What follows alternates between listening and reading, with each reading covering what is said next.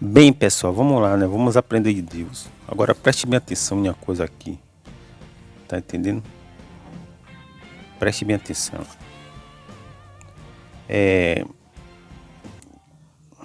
Tem uma parte aqui em Êxodo, capítulo 34, versículo 6, né? Que Deus diz assim, ó. Vou ler só essa pequena passagem aqui, essa, essa estrofe, né, aqui, mas porém só vou ler só uma frase só para vocês entenderem melhor. No versículo 6.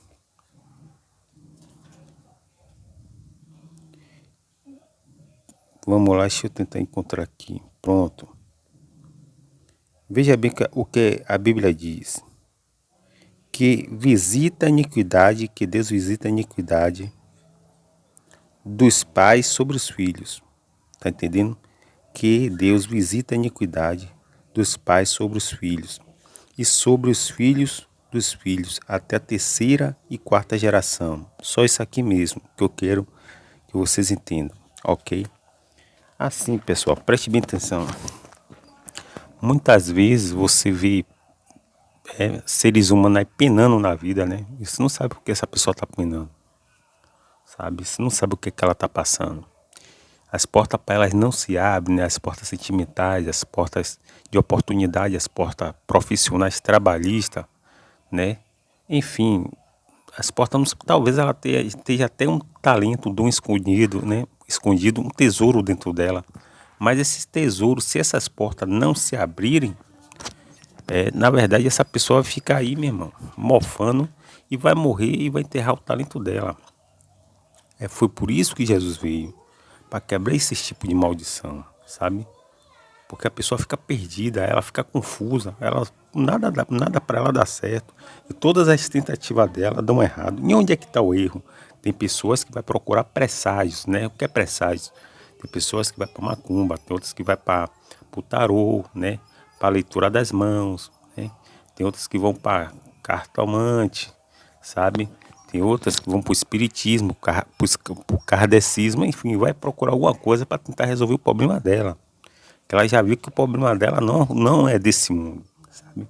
O problema dela transcende, está além desse mundo. E aí, o que é que acontece? A pessoa fica aqui penando na terra, sabe? Mas hoje, né, eu vim ver à luz da Bíblia que muitas vezes, irmão, os nossos pais, os pecados que eles cometeram lá atrás, o pecado, né, sexual, que é o pior pecado que tem, o pecado de adultério, são, na verdade, extremamente gravíssimos, que vai abrir uma grande gama, né, de, de portais para demônios atuarem. O demônio do derramamento de sangue, né, o demônio que atua como espírito de loucura, o demônio migrador, devorador, destruidor, o demônio, né, da violência, né, o demônio da guerra, o demônio que tira a paz, sabe? Então é uma enxurrada de demônios que vão atuar nessa vida aí, sabe? Vai chover sobre ela uma série de maldição. E a pessoa fica perdida. E muitas vezes ela não sabe que ela foi fruto, né? Ela está penando na terra por conta do pai ou da mãe dela, né? Cometerem adultérios lá atrás e ela está aqui sofrendo. Só Jesus quebra esse tipo de maldição, né? Vamos lá, vamos aprender de Deus. Como eu falei a vocês, né? Vamos lá. Saul, ele se torna rei, Samuel vai lá ungir ele, né? Mas só que depois que Davi derrubou o gigante, as mulheres começam a cantar, né? Que Saul matou 1.000 e Davi 10.000. E aí Davi fica aclamado, né? Davi sai do anonimato e vai realmente para os holofotes. E aquilo ali incomoda Saul, né? Saul começa, só falta o trono, pô, tá entendendo? E aí o que acontece? Saul vai tentar matar Davi. E houve guerra entre a casa de Davi e a casa de Saul, a casa de Saul e a casa de Davi. E prevaleceu a casa de Davi, muito por conta também, porque Deus queria, na verdade, que Davi fosse rei, mas queria que ele fosse rei de uma forma limpa, sabe? De uma forma humana, até porque Deus estava protegendo Davi, né? Saul só não matou Davi porque Deus não quis, porque Saul era uma autoridade. Ele tinha Davi nas suas mãos, sabe? Saul era um cara extremamente temido por outras nações, tá entendendo? Aí, o que é que acontece? Acontece, vou pro quarto aqui porque, na verdade, né? Na verdade, tá fazendo um sonzinho aqui e, sabe? E, e incomoda um pouco, né? O som. Mas vamos pro quarto aqui que o quarto, na verdade, nos deixa mais assossegado, né? Vamos aqui pro quarto, que o quarto, na verdade, não tem esse tipo de agonia. Tá entendendo? Fechar a porta aqui. Ok? Glória a Deus. Então, assim, pessoal. Então, Saul, ele, na verdade, é destituído Davi, né? Vence a casa dele, né? Mas Davi vence de uma forma injusta, sabe? Ele tinha olho, sim. Ele queria ser rei. E ele foi esperando o momento oportuno até que Deus tirou de cena Saul. E aí colocou Davi. Você vê que o profeta Samuel ainda tentou, né, fazer com que Saul se tornasse, se mantisse ainda como rei, mas só que não era do agrado de Deus, não era do coração de Deus que Saul fosse rei. Porque Deus já tinha no seu coração o escolhido dele, que era Davi, né? E Davi prevaleceu sobre Saul. E aí começa a história de Davi, né? Tem um cara aqui, né? Que ele servia a Saul, chamado de Urias, que mais tarde ele vai servir a Davi. Ele tem boas referências, e aí que acontece o quê? Davi se torna rei e Urias se torna o quê? É aquele porta-voz, né? É aquele pombo correio, é aquele agente do correio que vai levar as notícias da guerra de lá para cá e daqui para lá para dar notícia ao rei, né? Ele já tinha servido na casa de Saul, agora estava servindo na casa de Davi. Vocês estão entendendo? E Davi gostava muito dele porque ele era um cara muito fiel, muito fidedigno, sabe? Urias, e tinha boas referências. Mas nessa situação em que Davi estava correndo de Saul, né? Os dois lá estavam se virando nos 30, um correndo atrás do outro, né? Aquela percula lá que nós já conhecemos, e todo mundo pega, estica e puxa e viva a festa da Xuxa. O que é que acontece? Enquanto tá essa guerra lá, aqui na casa de Saul, Urias ele tá servindo a Saul. Vocês sabiam disso? Só que Urias, né, ele vai trazer para dentro da casa dele uma menina que passava desapercebida, que ela era catarrenta, aquela quando, né, ela estava ainda na fase de menina, né, deixada lá, sabe? Ela não era muito vaidosa e tal, mas quando essa menina ela vai crescendo, ela vai chamando a atenção de todos, inclusive de Urias. Que Urias, ele viu que aquela menina ali era muito bonita, e então ele foi lá e tomou logo ela de pronto. E fez dela o quê? Fez dela mulher. E o nome dessa menina chama-se Betsaba. Urias provavelmente era um cara idoso, né? Já tinha seus 50 anos de idade. E essa Betsaba tinha mais ou menos uns 19. Davi, essa altura, já tinha seus 40 anos. Sabe? Ele já tinha seus 40 anos. O que é que acontece? Acontece que Davi se torna rei, né? E aí Davi, indo pra sacada, né? Ele viu aquela mulher lá muito bonita. Ela já estava tomando banho de propósito, porque ela não era fiel a Urias, ela era fiel ao instinto, sabe? O instinto dela de ganância, de poder, de querer se tornar rainha, e ela viu oportunidade nisso, então ela já armou a estratégia dela, o bote dela, né? E ali conseguiu envolver Davi. Ela era muito bonita, né? Davi tinha um poder e ela tinha um corpo. Ambos trocaram, sabe? Ela deu o corpo, negociou o corpo dela, objetificou o corpo dela e Davi, né, trocou pelos seus status, pelo seu poder que ele tinha, sabe? E nessa guerra aí, né, nesses amores aí, sobrou para quem? Sobrou para Urias, o pobre Urias. Urias foi lá e morreu na guerra de forma covarde.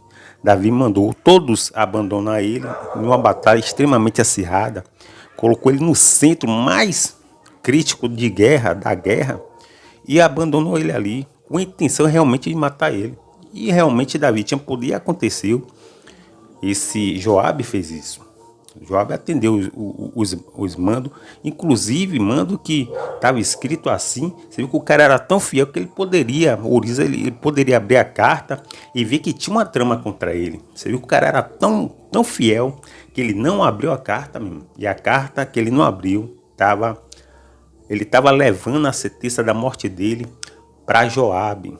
E Joabe, ao ler, viu que o homem que tinha que ser morto era Urias. E Urias foi morto por conta de quem? Por conta de Betseba. Uma mulher muito bonita, aquela jovem lá, né? Aquela menina lá que ficava brincando lá, toda catarrenta, ficou muito bonita, se tornou mulher de Urias. E Urias pegou e agora Urias pagou um preço porque ela era muito bonita. Isso também aconteceu, né? Abraão ia morrer por causa de Sara. E Isaac ia morrer por causa de Rebeca. Porque mulher bonita, ela chama a atenção de outros homens, ok? Então, Davi quebra 3 princípios da lei. Ele rouba, ele adultera e ele mata. E quais foram as consequências disso na vida de Davi? Davi perdeu 3 filhos, perdeu o primogênito, tá entendendo? Ele perde o primogênito, mais tarde Anon, um dos filhos dele, se apaixona, né? O mundo espiritual já começa então a reconfigurar, a configurar toda a história de Davi, aonde os filhos dele já começam a entrar na história das consequências dele. Os filhos dele só entrou na história por conta do adultério dele.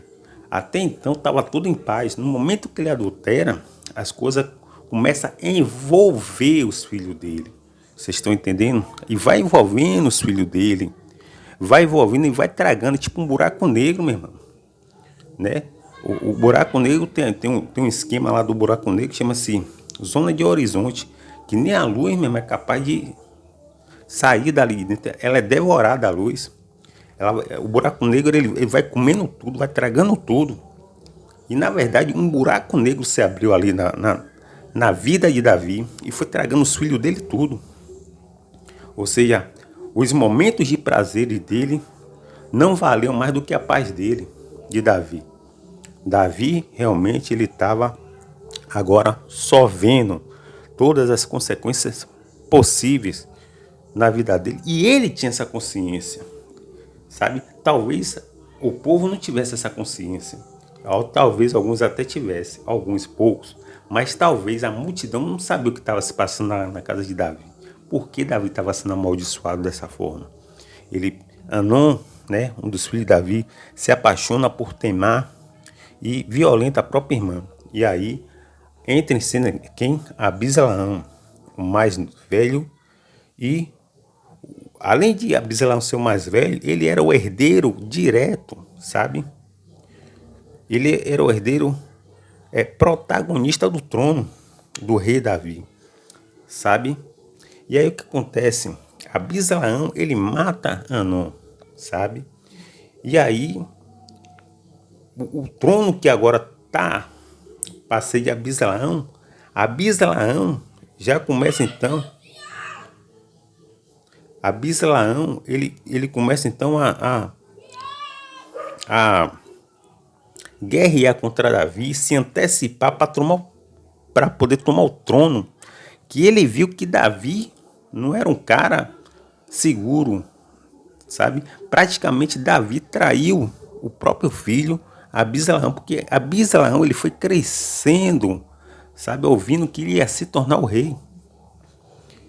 E ele, com aquela expectativa, ele não queria perder de maneira nenhuma a oportunidade de ser rei, sabe? E o que foi que aconteceu? Devido a esse pecado de Davi com Betseba, as coisas mudou toda a configuração, sabe? E por conta dessa aberração, Abisalaão, ele mata o irmão dele, Anon. E Abisalaão agora, ele almeja o trono de seu pai Davi a ponto de tentar agora matar o próprio pai.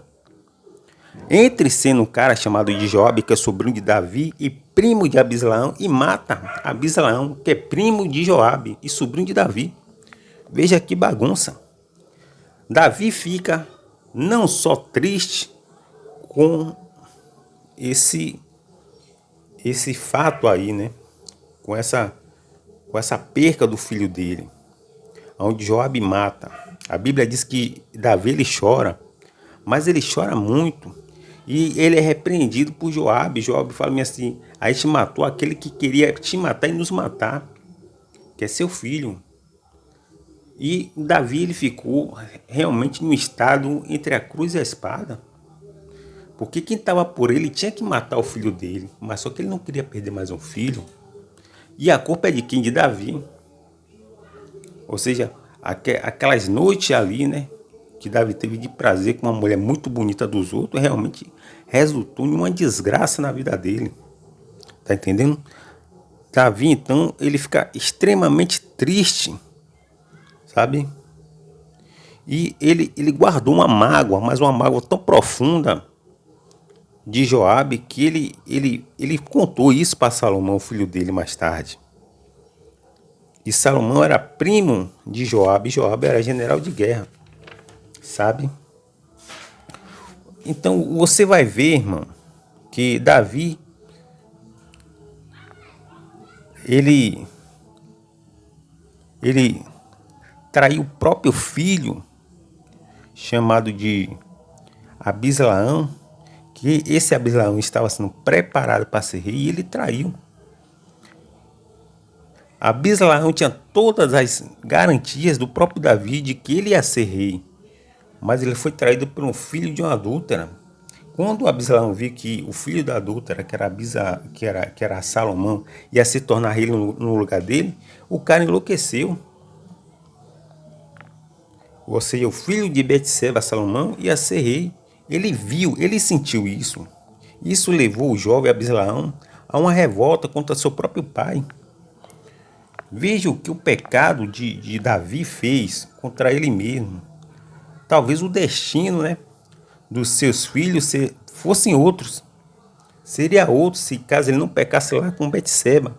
O pecado de Davi mudou, alterou toda a programação, toda a configuração e trouxe desordem, sangue e morte para dentro do lar dele.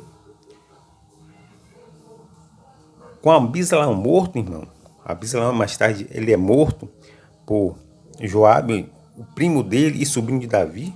O trono então fica em aberto. Segundo o grau consanguíneo de hierarquia, Adonias, irmão de Abisalaão, ele tinha que ser rei. Seguindo esse padrão, depois da morte de Abisalaão, quem tinha que ser rei era Adonias. Tá entendendo? Porém, o que foi que aconteceu? Davi insistiu veementemente em manter o filho dele, né, mulher de uma estranha, mulher de Urias, que já tinha morrido, e uma adúltera. Então, eles tinham os filhos de Davi e Abisalaão, Adonias, eles tinham uma mágoa de Davi. Por exemplo, Abisalaão já tinha morrido. Adonias sentiu a morte de um irmão, porém foi mal e bom. Por quê? Porque Abisalaão morto, o trono fica em aberto e o próximo a ser rei é ele. Só que ele é traído pelo próprio pai. Vá vendo a bagunça. Vá vendo a bagunça.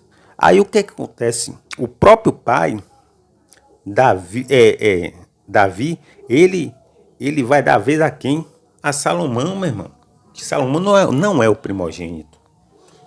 Sabe, ele não é o primeiro filho. O primeiro filho que tinha que ser rei segundo a dinastia. Você vai ver isso em 1 de Reis, capítulo 1, versículo 43. Ou seja, Davi traiu de novo mais um filho dele chamado Adonias. Sabe? Adonias, ele tinha um apoio de quem? Ele tinha o apoio de Abiatar, que era o sacerdote, de Joabe, o general de guerra de Davi, que tinha também matado seu próprio irmão Abisalaão. Né? Abisalaão, quem matou Abisalaão foi Joabe. E Abisalaão era irmão de Adonias. Adonias sentiu muito, mas viu algo muito bom ali, porque o cara via, meu irmão Abisalaão morreu, então o próximo sou eu a ser rei. Tanto é que o cara sai, meu irmão, com um cortejo aí, com Joabe, que tinha matado o irmão dele, e com Abiatar, o sacerdote. Isso é com uma multidão incalculável. Até que Natan e outros, Betseba e outros aí, chega para Davi e fala: Davi, não é Salomão que tem que ser rei. Vocês estão entendendo? E aí, o que é que acontece? Segundo a hierarquia, o primeiro a ser rei tinha que ser quem? Anon. Só que Anon, Abisalaão matou. Depois de Anon, tinha que ser rei quem? Abisalaão. Só que Joabe matou Abisalaão. Então ficou em aberto agora para Adonias. Só que esse Adonias, ele é sufocado de forma súbita logo por Salomão. Salomão era muito jovem, mas muito inteligente, sabe? E Adonias, que é irmão de Salomão, ele tenta ser rei e tenta se antecipar, mas é frustrado, sabe? E com medo de morrer, ele se apega à ponta do altar, ele corre até o altar, está escrito aí em 1 de Reis, capítulo 51. Capítulo 1, versículo 51, ele se apega aí ao altar para não morrer. E aí Salomão poupa parcialmente, somebody love, parcialmente, a vida do irmão dele. Que irmão é esse? Adonias, o cara que tentou fazer um cortejo, já tinha chamado Joabe, né? Que era o general de exército de Davi. Já tinha chamado também o profeta, né? O profeta Abiatar. E aí, só que ele foi surpreendido. Que Salomão, ele começa então a se impor como rei. E aí, meu irmão, as coisas vão ficando estreitas para o irmão dele, Adonias. Mais tarde, né? Mais tarde, ele com medo de morrer, ele vai lá e se apega, né? Às pontas do altar, tal, e Salomão parcialmente poupa a vida dele.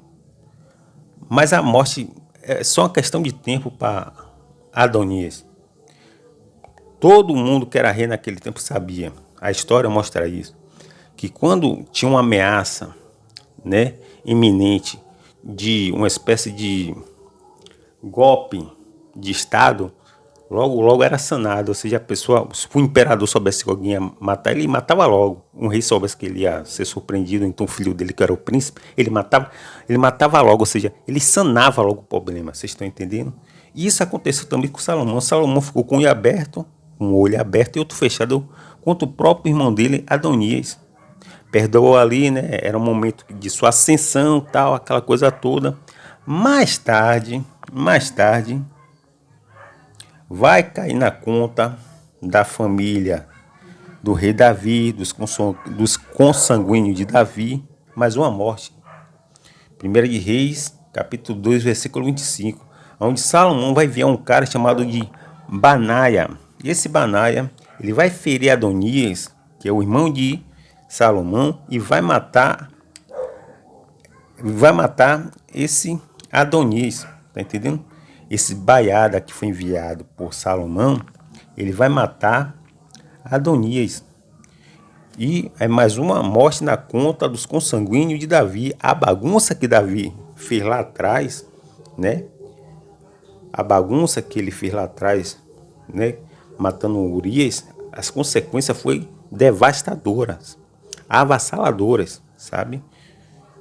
Foi algo assim imponente contra Davi. Foi algo realmente extremamente colossal. Davi, ele não morreu em paz. Ele morreu em pleno desgosto. Viu o primogênito morrendo. Depois do primogênito só foi os filhos dele morrendo na espada, né? E aí, mais uma vez, Salomão vai lá e tira a vida do próprio irmão. Ele envia Bainaia, que feriu Adonias, seu irmão também de Anon, irmão também de Abisalaão, que ambos já eram falecidos. Agora Davi tinha 3 filhos mortos à espada. Com isso, Salomão reina absoluto, porém o mundo espiritual vai descortinar o futuro de Salomão e vai começar a corrigir as injustiças na vida de Salomão, tudo que ele fez de ruim, sabe? E Deus vai levantar inimigo contra Salomão. 1 de Reis 11:14. Primeiro, Deus faz o quê? Permite que ele se aposte, se exalte com poder e grande glória. Depois ele pega várias mulheres e essas mulheres começam a ser um castigo na vida dele e vai fazer com que ele adore outros deuses. E aí ele adorando outros deuses, ele começou a se afastar do Deus da Bíblia, do Deus verdadeiro, do Deus de Abraão, do Deus de Isaac, do Deus de Jacó, do Deus de Davi, seu pai.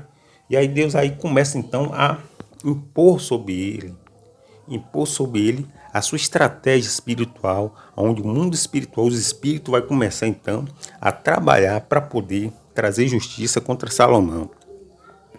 E aí Deus levanta contra ele quem? Hadad, né?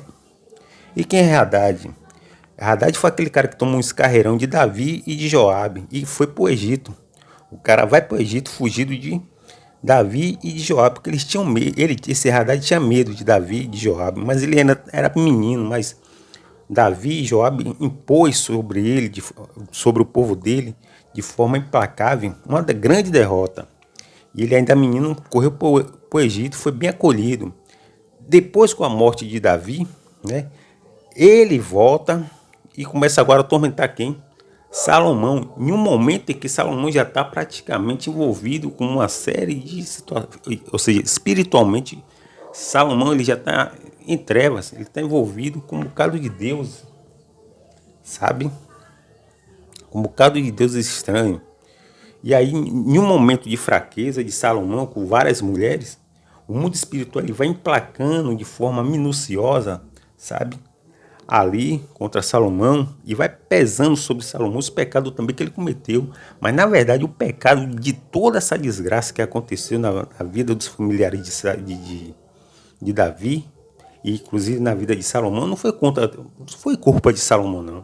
Salomão foi um cara que ele já veio para esse mundo com uma bagunça já instalada, já tinha o pecado instalado, já tinha uma bagunça instalada.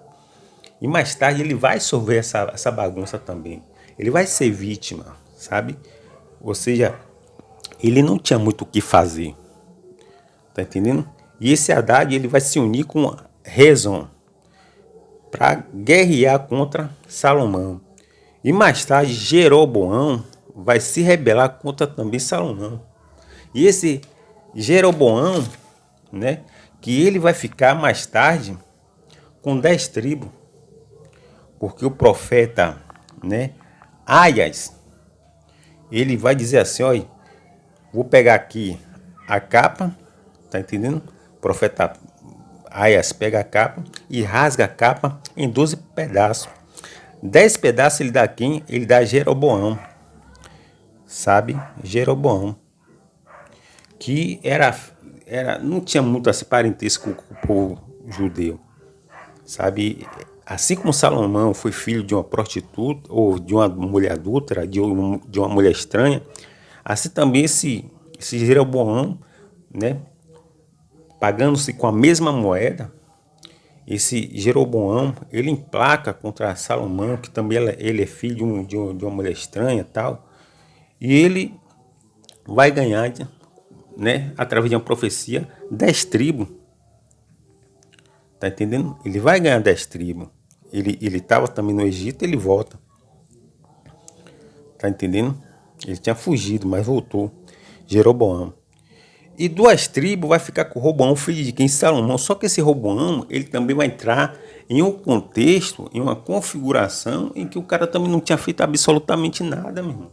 Ele só era um instrumento, sabe?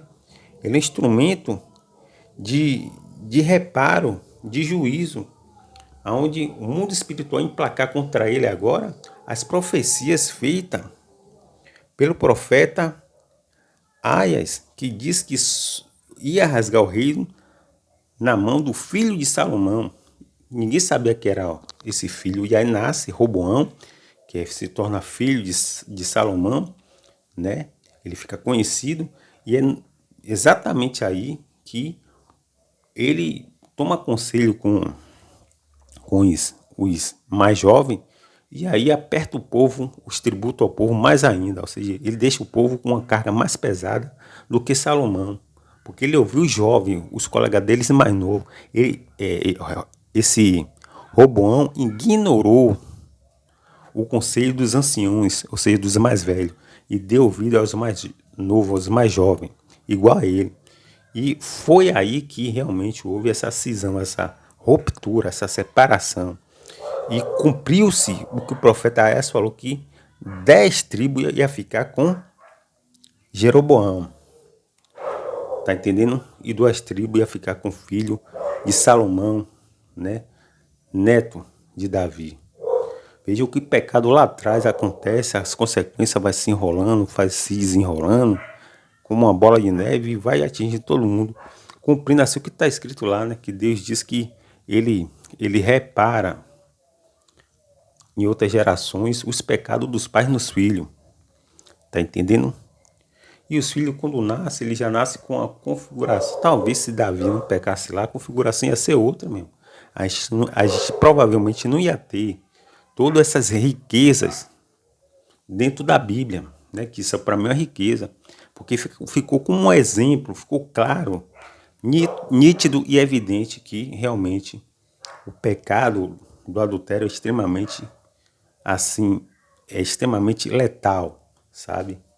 E Davi, ele trocou todo o seu poder, né? Enquanto Davi era um homem que era perseguido por Saul, ele era extremamente bondoso, humilde, sabe? Espiritual, buscava a Deus, fez inúmeros salmos.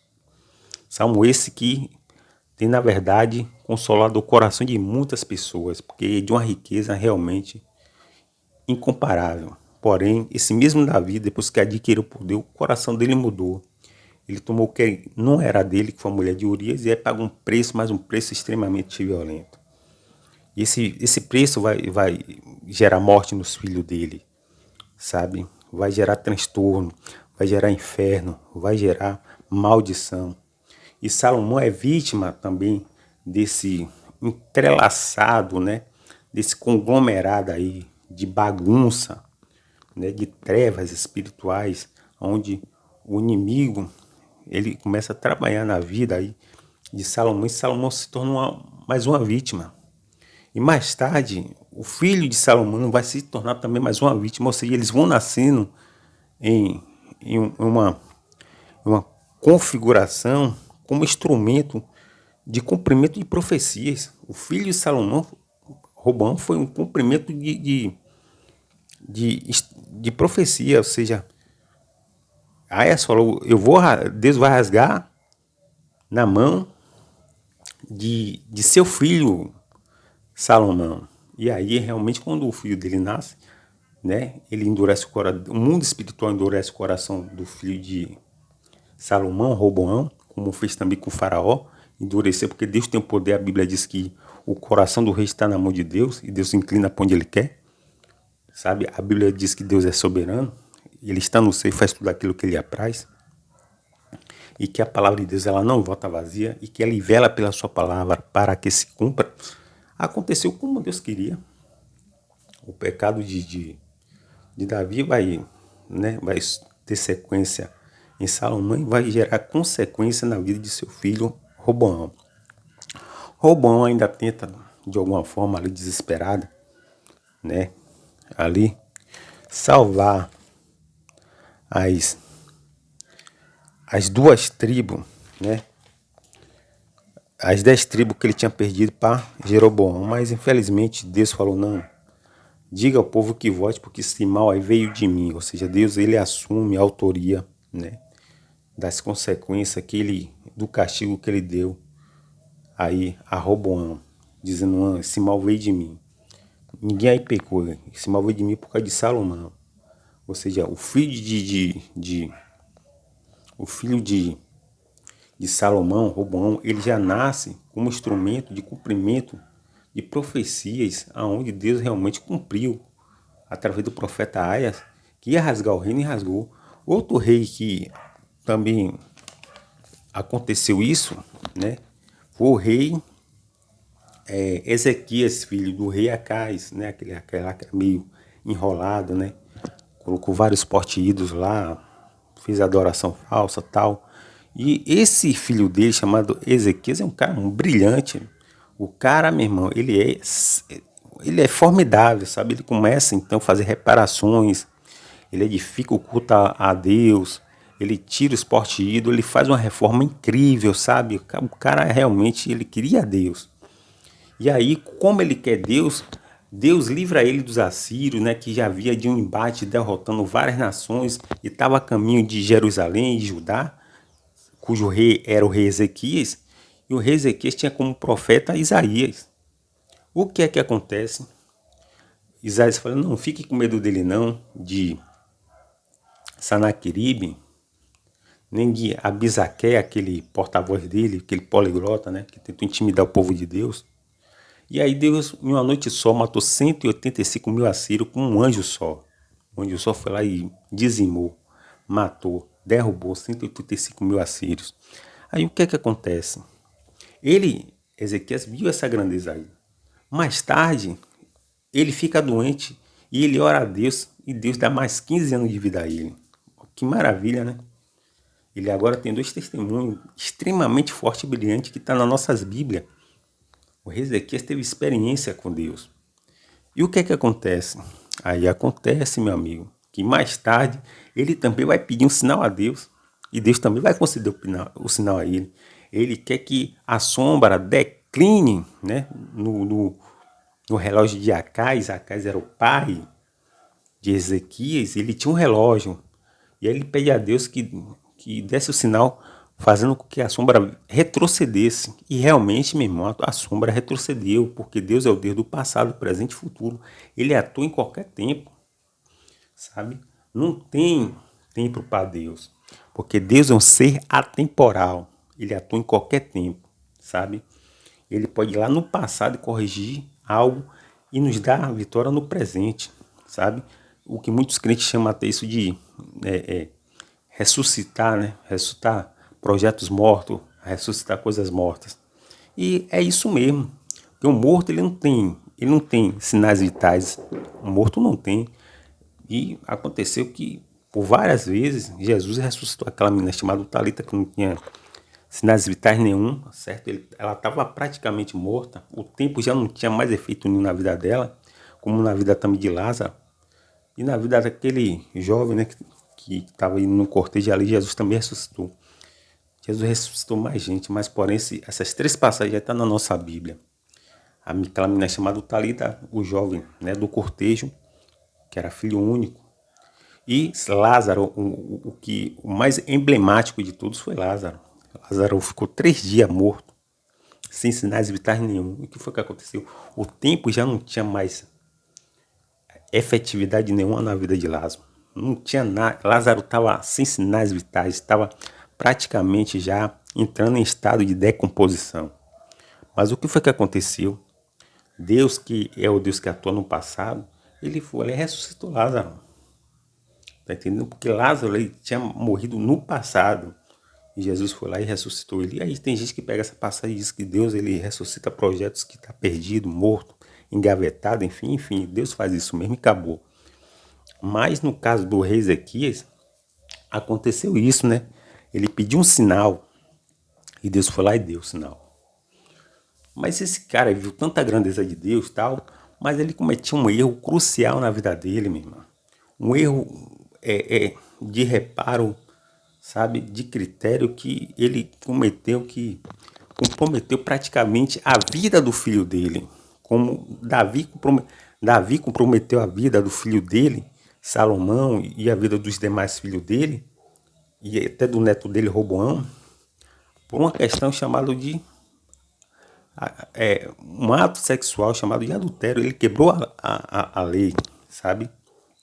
Por causa do adultério, ele violou um dos princípios do mandamento de Deus e Deus trouxe as consequências contra a vida. No caso do rei Ezequias, já foi diferente. Ele não tinha quebrado nada disso, mas ele tinha experiência, né, com Deus, de ver tanta coisa Deus fazendo a favor dele, né? Muita coisa Deus fez a favor dele. Deus livrou ele dos assírios.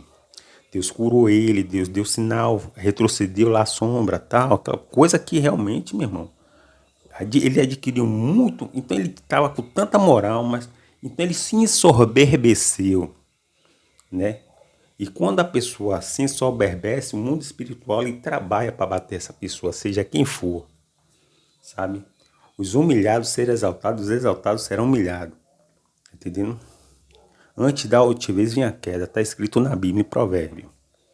O que foi que aconteceu? Ele foi lá receber um presente do rei de Babilônia, né? O rei da Babilônia vai lá dar um presente ao rei Ezequias. E aí o rei Ezequias vai e abre a guarda, né? Achando que ele realmente era um número um, achando que ele estava com toda a moral do mundo, tinha vencido os assírios e tal. E ele era o centro do mundo, só que o profeta Isaías vai falar para ele, olha, você cometeu um grande erro.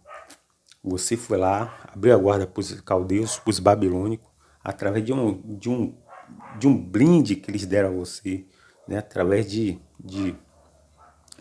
eles, na verdade, eles foram benevolentes com você através de um presente, porém, você não sabe o que está no coração deles. E aí, o que foi que o rei Ezequias fez? Ele abriu a porta do palácio, e mostrou todo o reino, mostrou o óleo ungido, né? As riquezas, a prata, os ouro, né? Os bronze, as táticas de guerra, mostrou as cavalarias, as muralhas. Ele saiu mostrando tudo. E não se mostra tudo aos inimigos, não se mostra nada aos inimigos. Ele cometeu um erro extremamente crucial, sabe? Ele mostrou todo o seu arsenal de guerra, né? Mostrar assim, não, estava no meu poder aqui para tentar intimidar as outras nações, mas na verdade quem deu a vitória a ele foi Deus, não foi a tática de guerra, o poderio. A Bíblia diz assim, que o cavalo se prepara para a guerra, mas a vitória vem de quem? O cavalo se prepara para a guerra, mas a vitória vem no nome do Senhor, é Deus que dá a vitória, sabe? E aí ele se confundiu devido, né, essas situações que Deus beneficiou, ele na verdade se exaltou um pouquinho, Deus aí abateu ele. Deus falou, eu não vou fazer isso, Isaías dizendo, não vou fazer isso no seu tempo. Mas vai chegar um momento que todo o ouro aqui acumulado, que seus pais acumularam, vai ser levado para onde? Para os caldeus, para os babilônicos. Sim, esse povo que você abriu as portas, sabe? Esse povo que você, na verdade, abriu o coração por causa de um presente, achando que sorriso é amor e que abraço é ternura, vai pesar contra você, mas não contra você. Até porque depois ele se arrependeu, tá? Mas já foi tarde demais. Mais tarde, Manassés, o filho dele, que não tinha nada a ver com os pecados dele, como os filhos de Davi não tinha nada a ver com os pecados de Davi, mas sorveram o problema, se cumprindo o que está escrito na Bíblia, que Deus ele faz reparações dos pecados do pai nos filhos, e dos filhos, ou seja, outras gerações. Ou seja, os filhos já nascem, meu irmão, dentro de uma maldição, em um campo amaldiçoado. Eles já nascem em uma configuração realmente em que eles praticamente não fizeram nada, mas vão ser, na verdade, moldados pelo mundo espiritual a coisas terríveis por conta dos pais dele. Eles vão ser instrumento de castigo, sabe? Eles vão ser instrumento de maldição por conta dos pais. O pecado dos pais dele caiu sobre eles. E Manassés, ele vai começar a se rebelar contra Deus e Deus vai entregar eles na mão de quem? Dos inimigos. E ali ele também vai pedir misericórdia a Deus e Deus vai restituir ele. Tá entendendo? E mais tarde, toda aquela riqueza realmente, como o profeta Isaías tinha falado, Babilônia vai levar tudo, meu irmão. Se cumprindo assim o que o profeta falou. Isaías, tudo que está aqui, que seus pais acumularam, que os seus antepassados acumularam, ouro, prata, exército, mulheres, filhos, seus filhos, tudo vai ser levado para os babilônios. Porque você abriu a guarda para os seus inimigos. Então você vai ver Davi, né? O pecado de Davi, ele foi um pecado de adultério que teve consequência para os filhos dele. Já o pecado do rei Ezequias foi, na verdade, ele se exaltou, né? Se exaltou, se achou que era o maioral agora, o centro do mundo. E ele achou que aquele presente que os caldeus, os babilônicos estavam dando a ele foi uma questão assim, tinha medo dele, né? Tinha uma reverência por ele, mas mentira. Eles repararam tudo, olharam tudo de forma estratégica e mais tarde eles vieram de lá e tomaram tudo. Tá entendendo? E levou tudo. E o filho do rei Ezequias, Manassés, ele vai pagar o preço pelo pai, assim como os filhos de Davi, Anon, né? Temar, Abislaão, entre outros aí, né? Que eu acabei de falar aqui. Todos esses filhos de Davi, Salomão, né? Salomão, ele também manda matar um irmão dele, sabe? E Adonias, né? Filho de Salomão. Todos esses personagens aí, eles foram mortos pelo pecado de Davi.